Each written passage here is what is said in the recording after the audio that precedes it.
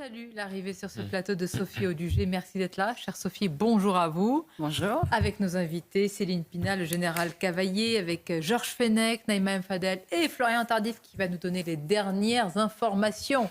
J'espère que cet entretien entre le président et le Premier ministre passera un peu mieux que le précédent, parce que je suis pas sûr. On a entendu ceux qui passaient dans la rue ont entendu les éclats de voix du Béarnais. Qu'est-ce qui se passe?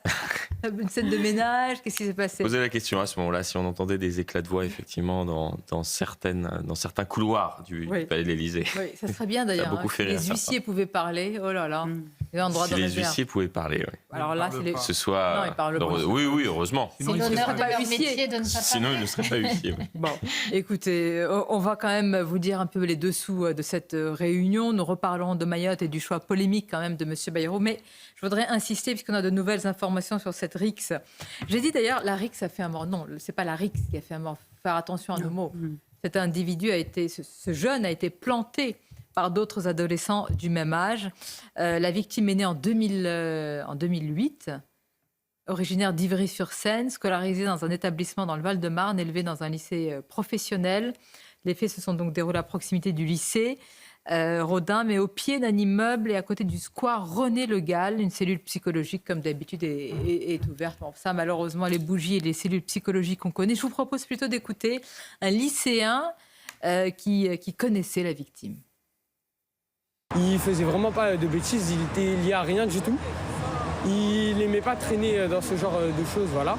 Moi, par exemple, des fois, je fais des bêtises. Je vais pas dire ça, mais lui, jamais il venait avec nous.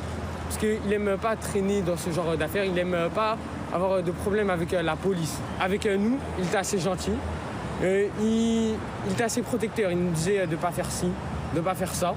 Parce qu'il savait qu'on allait avoir des problèmes. D'habitude, c'est un élève assez calme, il ne tape pas pour rien.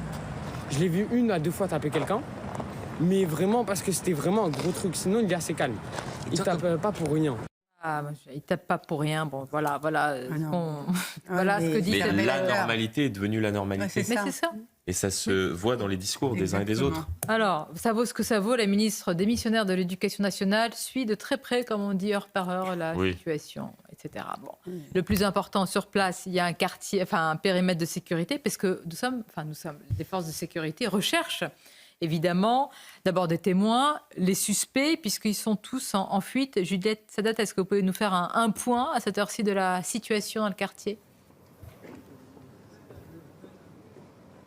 Alors effectivement, je me tiens devant le lycée Rodin. C'est dans cette rue du 13e arrondissement que les faits ont eu lieu. Il faut imaginer, les riverains ont pu assister à ces échanges de gaz lacrymo, à cette rixe opposant une dizaine d'adolescents, une dizaine de jeunes.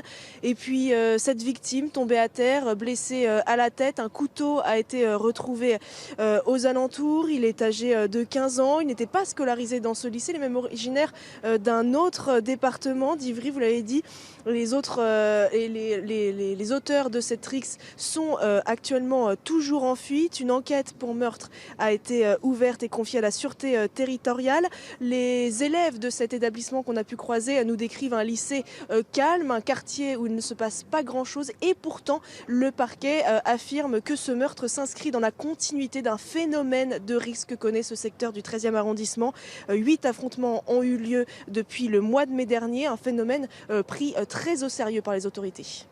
Merci Juliette Sadat. Évidemment, on revient vers vous dès que vous avez de nouvelles informations. Sophie Audugé, vous citez souvent, et vous travaillez d'ailleurs avec Maurice Berger, qui évidemment a fait un travail, il a une expérience colossale dans le domaine des plus jeunes, souvent des adolescents, de la violence, cette hyper-violence, ultra-violence. Alors il y a une surenchère des mots. À chaque fois, on commente finalement les mêmes effets, les mêmes faits de société qui ne sont plus des faits divers. Qu'est-ce qu'on peut dire aujourd'hui ? Est-ce qu'on peut donner un sens, si un sens il y a à une telle actualité ? On peut déjà avoir une pensée pour les parents, évidemment, qui viennent de perdre un enfant, ce qui est la chose la plus affreuse qu'on peut imaginer.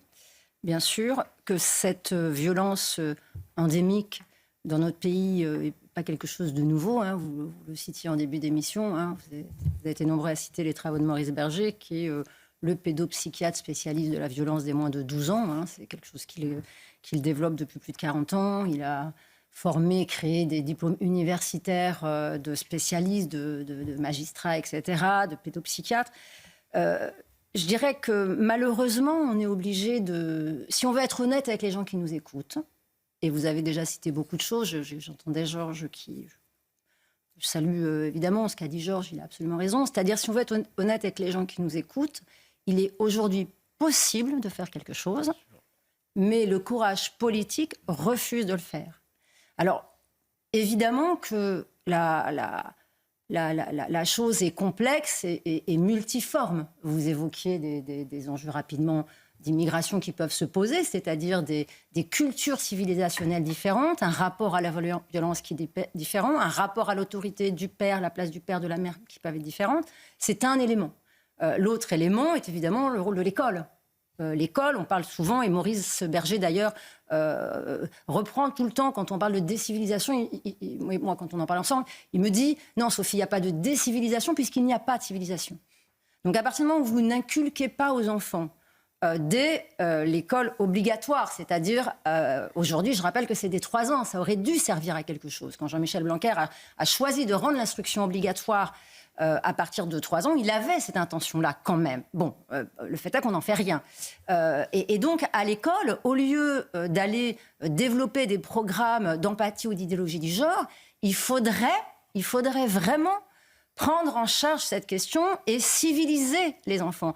Comme à un moment, l'école très ancienne l'a fait. Évidemment, les hussards, voilà. Voilà, avec les enfants qui venaient de familles qui étaient dans les fermes avec une certaine violence quotidienne. Et donc, voilà, là, l'école a un rôle à jouer qui va être de constituer le corpus de fraternité, c'est comment on se comporte, la recherche du bien, etc., etc. Donc là, l'école. Et puis la justice. Georges le disait, c'est-à-dire que Maurice Berger se bat là-dessus depuis disons 15 ans sur des peines très courtes. Oui. Il faut savoir que quand on est un enfant, on aura l'occasion d'en reparler peut-être dans un autre sujet, le problème de la France aujourd'hui, c'est que la France, et je le dis vraiment avec toute la mesure nécessaire, la France a abandonné l'enfant. La France a abandonné... elle a abandonné son avenir, alors. Elle a abandonné son avenir en abandonnant l'enfant. C'est-à-dire qu'à partir du moment où l'ensemble de la société s'est fait embarquer dans un corpus idéologique à 15 ans, qui nous a fait croire en fait que les enfants n'étaient pas des enfants mais des adultes en miniature, et qu'à ce titre-là, en dehors des peines, pour le reste, on devait considérer qu'ils étaient capables d'un jugement éclairé sur tout, et qu'on devait les considérer comme des adultes en petite taille. Si vous voulez, on a oublié de faire des règles qui sont fondées sur le développement affectif de l'enfant. Georges le disait très bien, avant 12 ans. Un enfant, parce qu'il n'en a pas la capacité cognitive ni ce qu'on appelle la capacité psychique, il commet une erreur, il doit avoir une sanction immédiate. C'est-à-dire que 6 mois plus tard, c'est trop tard. C'est trop tard. Et donc ça doit être tout de suite. Ça peut être 1 semaine, 2 semaines, et ça doit monter crescendo rapidement. Parce qu'en fait, et ça c'est ce qu'expliquent très bien les pédopsychiatres, et notamment Maurice Berger, l'enfant à cet âge-là va associer la peine à la faute. De manière spontanée et naturelle. Donc à partir du moment où vous ne donnez pas cette possibilité à l'enfant... Mais on fait tout l'inverse. Même dans la justice des mineurs, on l'a justement, si je puis dire, découplé, on a dissocié les 2 parties pour... Les sanctions, ça ne veut pas dire forcément prison. Hein. Non, bien sûr. Attention, mais ça peut la être valeur une d'une sanction sanction éducative, mais qu'il y a une lisibilité tout à fait. Pour l'enfant. Parce que si vous éloignez cette sanction de l'acte, la commission, ça n'a plus aucun sens. Mais qui porte le nom de sanction, c'est-à-dire que l'enfant doit savoir que le terme sanction n'est pas un gros mot. Parce vous que le savez, le législateur a introduit une césure dans le procès pénal des mineurs, puisque le juge ne peut même plus prononcer de sanction le jour du jugement. Il doit renvoyer à 6 mois, 9 mois, pour savoir quelle est la peine qu'il pourrait prononcer. Donc ça n'a plus aucun sens pour les mineurs. C'est une éternité pour un enfant. Mais bien sûr, pédagogisme également dans l'éducation nationale, ce que vous évoquiez, c'est que la verticalité, le principe d'autorité n'existe plus. L'enfant doit découvrir, apprendre par lui-même. Donc l'enfant est considéré comme un adulte et plus considéré comme un enfant. Et de manière très basique, cette prolifération quand même des couteaux, c'est un sujet. Est-ce qu'aujourd'hui, dans les statistiques du ministère de l'Intérieur, ces attaques aux couteaux sont comptabilisées? Alors, c'est un phénomène à part. Alors, ça Ce qui est intéressant, c'est que c'est très souvent des hommes. Ah non, il y a aussi maintenant des femmes, malheureusement, le phénomène. Massivement, oui, c'est vrai. Si vous voulez, sur le terrain, les retours des gendarmes et des policiers, la violence, elle reste majoritairement masculine. Oui, mais ça commence. C'est-à-dire en terre. Dans les RICS, c'est ça qui commence. J'entends bien, un phénomène féminin. Mais au-delà du sexe, je peux savoir pour cette détention, d'avoir un couteau sur soi, comme on sort, comme si on prenait, je ne sais pas. Alors, je vais vous dire une chose. Je l'avais déjà dit sur ce plateau. C'est vrai que disons que dans le Tarn ou l'Aveyron, les paysans ont toujours porté un laïol, etc. Bon, ils s'en servaient pas pour aller... C'était pour couper du saucisson. Certes. Donc aujourd'hui, mais les ados, il n'y avait pas de généralisation chez les ados du port du couteau. D'ailleurs, on a fait évoluer actuellement la loi pénale puisque c'est une contravention. Est-ce qu'on a une statistique qui nous permet de dire en France combien de personnes sont tuées ou blessées au couteau ?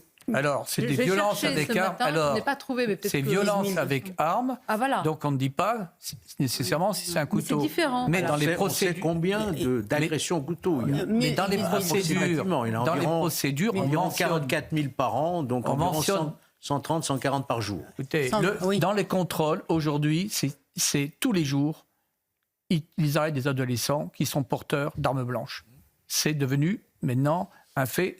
Et que faire? Parce qu'après, à part de confisquer et de reprendre un couteau de cuisine ou n'importe quelle chose qui est à portée de main dans une cuisine ou dans un magasin, je vois pas. Est-ce qu'on peut aujourd'hui, si je peux dire, avoir un délit de port de couteau? Le port de couteau est puni dans la loi de 1 an d'emprisonnement. Mais la loi dit... Non mais vous me demandez, je vous réponds. Vous avez raison. C'est 1 an d'emprisonnement. Sauf que c'est jamais appliqué et on a contraventionnalisé, vous imaginez que le port d'un couteau, c'est puni comme le fait de ne pas respecter un feu rouge, quoi.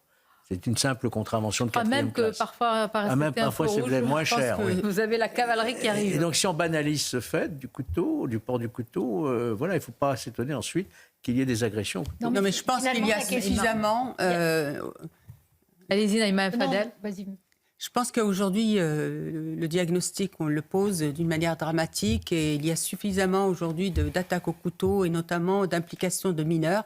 On a 350 RICS par an avec un bilan catastrophique parce que dans ces RICS, il y a beaucoup de mortalité. Le docteur Maurice Berger, que vous avez cité, Sophie, son travail est très très sérieux et il le fait aussi avec des anthropologues, des pédopsychiatres qui sont aussi d'origine maghrébine ou subsaharienne. Donc il veut aussi aborder la question anthropologique. Et effectivement, cette question anthropologique, il ne faut pas la mettre de côté parce qu'on voit bien qu'aujourd'hui, la manière effectivement d'élever, d'éduquer se heurte aussi à des sociétés qui ont évolué aussi et qui sont dans des codes socioculturels qui fait qu'ils posent un cadre. Il y a un moment, il y a des cadres. Il n'y a pas de lien. En fait, il n'y a plus de lien. Je vous dis un exemple.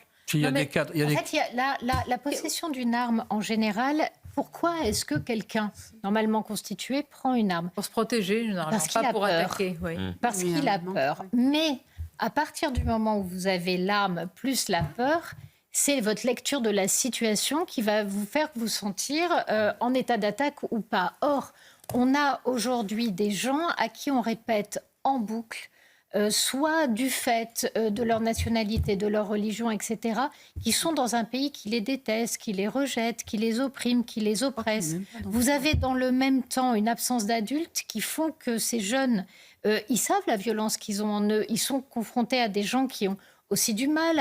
Quand on est jeune, on a du mal à gérer ses frustrations, on pète des plombs. Quand on est plus vieux, ça arrive moins souvent. Donc, ils sont aussi dans un milieu dans lequel, à mon avis, ils se sentent seuls, abandonnés. Enfin, ce que vous décrivez, quand même, ça me paraît être des éléments structurels. Il y a aussi des cultures de violence qui sont compliquées à inverser. Dans certaines communautés aussi. Mais là, pardonnez-moi. Vous vous avancez parfois sur certains sujets un peu trop vite. Non, mais on ne sait pas quelle est l'origine ni quoi que ce soit là pour ça. Pardonnez-moi. Pour l'agression, là. Oui. Ah non, mais le phénomène des RICS, lui, il est bien connu et apparemment, tous les éléments sont bienvenus dans un débat parce qu'on parle largement d'un sujet dont on ne connaît pas pour l'instant et en tout cas ici tous les éléments. On sait qu'il y a un jeune de 15 ans qui est mort de coups de couteau. Et ça, c'est un drame absolu. Et c'est ce que nous commentons. Et je vous remercie d'avoir une analyse diversifiée, mais je précise qu'on attend quand même tous les éléments.